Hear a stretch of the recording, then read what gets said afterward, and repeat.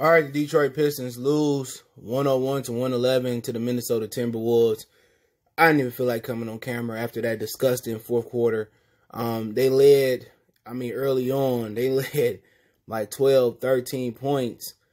And the Minnesota Timberwolves, I was thinking to myself, like, have they even led in this game? I didn't watch this whole entire game. And George Blaha said, oh, they finally take their first lead in the fourth quarter. But let's talk about it. Hit that subscribe button, bell icon button. Share the video. We all about facts and telling the truth. And, you know, basically people, you know, they prefer fanboy channels. But that ain't this. But let's chop it up. And, you know how we do. Let's check out the box score. Let's start with the winning team, Minnesota. I mean, they had a lot of guys contributing. I didn't understand why D'Angelo Russell didn't play until I searched it.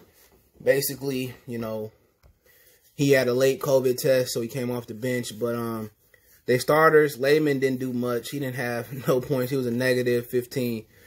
He did 17 minutes, whoever that is. 1 rebound. That was his stat line, man. At least he didn't pick up no fouls.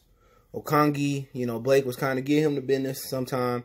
He had 12 points. He was a plus 17, 4 rebounds. He was 1 for 4 from three-point land, 4 from 9 from the field goal. And then Karl-Anthony Towns, he was solid. I expected much more out of him, but 22 and 11 rebounds, 7 assists, almost a triple-double. He shot 6 for 10 from the field, 2 for 4 from three-point land.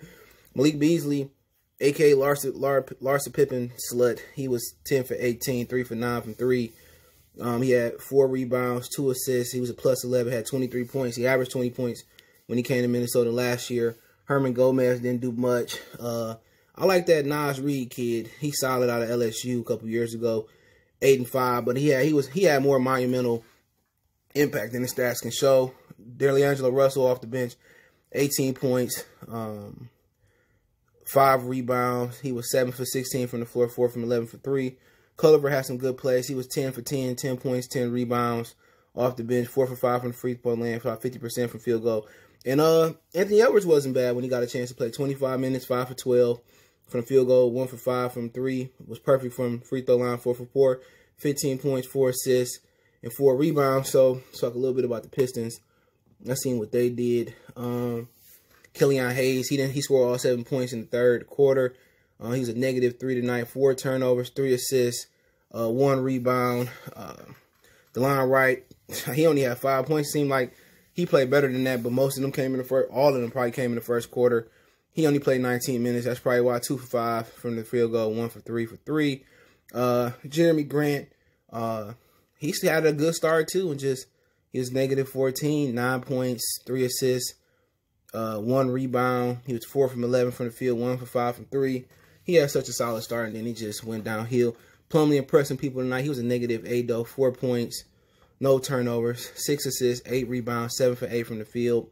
And Blake Griffin, it was all right, 6 for 13 from field goal.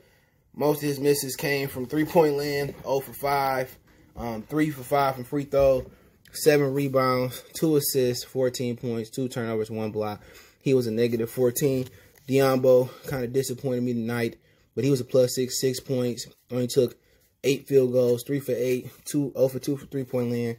14 minutes played. Can't understand it. Okafor, 8 points, negative 1, 7 rebounds. D Rose was the best player today for the Pistons. 15 points off the bench, 6 assists, 1 rebound, and it just reset. But played 27 minutes, 7 for 13 from the field. And outside of him, Josh Jackson was really the next best guy for the Pistons. He was 19 points, negative 13 though. 5 personal fouls, 2 turnovers, 2 assists. 6 rebounds. He was 8 for 14 from the field, 3 for 7 from three-point land. And kind of talk about this game. Let's get to it. One of the things that kind of irked me is Dwayne Casey wants them to kind of do what the new NBA is doing and take a lot of threes. And they shot 22.9% from three-point land. And, you know, that you can't do that. They don't have great shooters in right now. And their best shooter probably is like Bay, Magruder, Ellington. And they didn't get a lot of burn.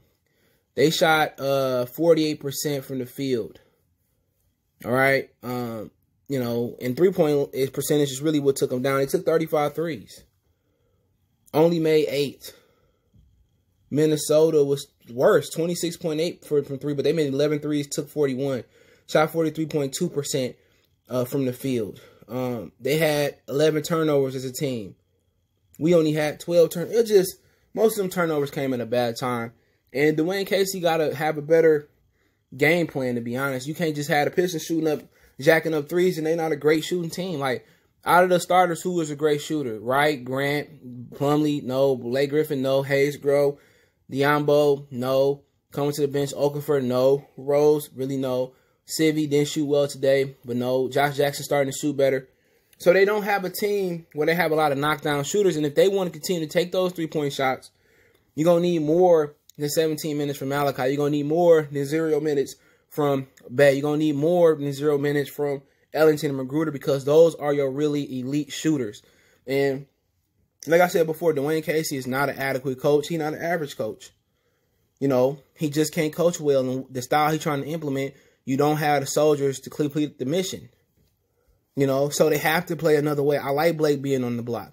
You know, I like Plumlee hustling, but then again, they got to stop shooting so many threes. You got to find a way for this team to be successful another way. And to be honest, they turned the ball over late, but they didn't shoot the ball well.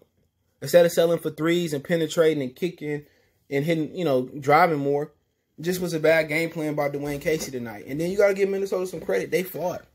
They didn't start off great defensively, but whatever Flip Saunderson said, they started to lock down defensively. And they got stops when they needed the stops. And then some of the stops that the Minnesota got, the Timberwolves got, it was because of the Pistons. Fumbled off somebody's feet. It was easy transition buckets. They going down the floor with nobody to contest, turnovers. It's like the Pistons intentionally lost that game. And I'm not saying nobody, you know, throwing games or whatever, but that's what it looked like. And, you know, with Minnesota, you know, it's not even one of the more upper echelon teams in the league. Could they be in the playoffs? Possibly, but they, you know, it's not one of the better teams. And you get here, you play Cleveland, who they blew somebody out tonight. You know, Chicago not looking good, they blew out Milwaukee. So most of the division lost tonight, not named Indiana. But hopefully this can be some truth to some of these fanboys that saying this team gonna make the playoffs. They are not. And it's early, you know, this ain't gonna be a career-defining victory or not. But if they start off 0-2 versus the Cleveland Cavaliers, then really, you know, where's the hope gonna come? January is so tough that the way this team, you know, what's up with the way they fumbled the fourth quarter, it's to the point where it might get ugly. They might not win a game in January. And then pulling up the schedule before I give Minnesota some more credit, they play Cleveland in the home opener. They play Atlanta, who blew out. Then they go to Atlanta, who blew out the Chicago Bulls today. They play the Golden State Warriors. They hit the January. Just look at January for a minute, and I'm going to kind of get back to the game. You got Boston to open up January on New Year's, and then the 3rd at home. Boston Celtics twice. Then the 4th and the 6th, you at Milwaukee. Then you play Phoenix, who's about to play about to play Dallas right now at home. Then you play Utah. Then you play Milwaukee again at home. Then you play Washington, who competes tonight against the 76ers. Then you play Miami, who did lose tonight versus Orlando on the road, back-to-back. Then you play Atlanta again, at Atlanta. Then you play Philly at home twice. Then you play Cleveland again. You know, if they get blew out versus Cleveland, they may not win the game in January. Then they play Houston. Who knows what's happening with James Harden? Then they play Philly. They play Philly twice. Then Cleveland. Then Los Angeles Lakers. Then Golden State. Then Denver. Then Utah. All going to February. So, you know, Blake Griffin physically looked good tonight. Derek looked good tonight. But Blake didn't play his best game. 0 for 5 from 3. Contribute to that piss poor 3-point percentage. But you got to give him some credit. Anthony Edwards looked like the best rookie on the floor tonight. Culver looked like he a little bit more comfortable in the NBA after being a high pick out of Texas Tech last week. You know, they got some ballers. Ricky Rubio, he didn't really impress me tonight. Karl Anthony Towns, I expected more, but Mason Plumlee battled. D'Angelo Russell came off the bench gunning it. You know what? They got a whole bunch of good individual talent, but if they can lock in, like I said in the preview, and they can play upper echelon defense, Minnesota probably make the playoffs. They probably do, but looking at Detroit, man, with the Pistons, man, it just hurts to lose a game like that. You know, you just seen the Lions early on this season have a lead in damn near every game they played before they won. And just look like we in a bad place. You know, it looked like we in a bad place. And going into January and early February, this team might be competing for the #1 pick like I projected. You know, Jeremy Grant, he didn't give a great out in the night other than the fourth quarter. You know, we knew we shouldn't have paid him. Should have gave Christian Wood that money. His game got canceled tonight because of James Harden going to the titty bar. Killian Hayes, he don't like he belong. He should be out there playing and starting right now. Let's keep it real. DeLon Wright should be out there starting at the point guard position, not the 2. And Killian don't look like NBA ready at all. They try to say he had a solid out. No, he didn't. Not offensively. Sadiq Bey should be getting those minutes. You know, Diambo should be getting those minutes or something of that nature. It's just, I don't know, man. It just was heartbreaking tonight, man. Had they won, I would have had none of these criticisms until they lost. But Diambo didn't play good tonight. Grant didn't play good tonight. Killian didn't play good tonight. And you wonder, they trying to force feed us Killian like he a great player right now. But right now, he shouldn't be playing over Sadiq Bey. He shouldn't be playing, you know, minutes over Diambo. But, I mean, it is what it is. We get to smack him down on our Rudy Poo tonight. Congratulations to Minnesota. Now we go back home to Cleveland the 26th Saturday, 7 p.m. No fans will be there. Let me know what you guys think. Don't forget, we can follow us on Facebook, Instagram, and Twitter. All those social media links in the description. Best way to reach me is Twitter and Facebook and Instagram. If you got business question, inquiry, sponsor, video request, want to make a financial donation, Cash App CJGood313. That's in the description. PayPal link in the description. Best way to donate is share the video. Appreciate the love, support. Let me know what you guys thought about the game and the individual performances. Congratulations to Minnesota.